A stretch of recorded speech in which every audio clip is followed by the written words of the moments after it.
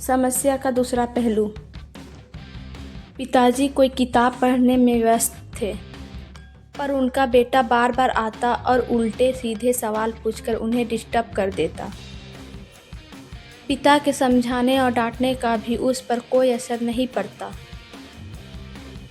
तब उन्होंने सोचा कि अगर बच्चे को किसी और काम में उलझा दिया जाए तो बात बन सकती है।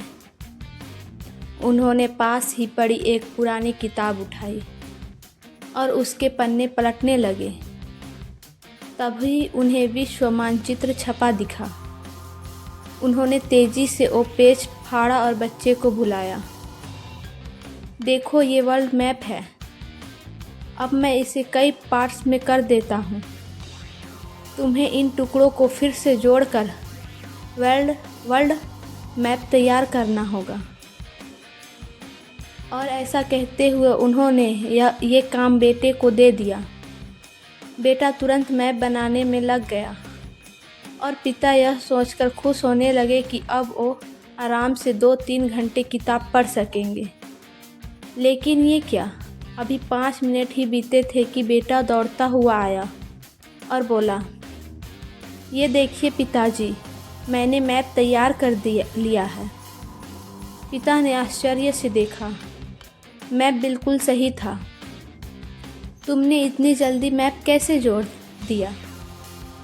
ये तो बहुत मुश्किल काम था। कहाँ पापा, ये तो बिल्कुल आसान था।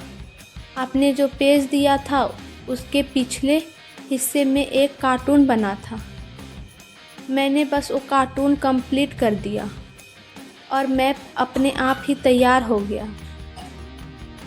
और ऐसा कहते हुए वो बाहर खेलने के लिए भाग गया और पिताजी सोचते रह गया।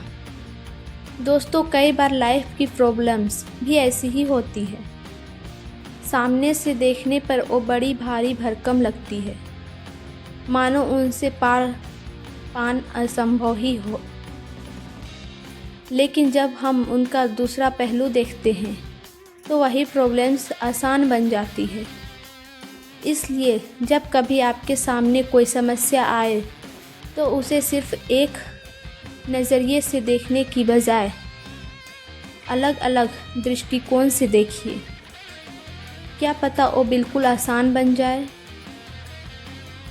कहानी अच्छी लगी हो तो लाइक, सब्सक्राइब और कमेंट करें।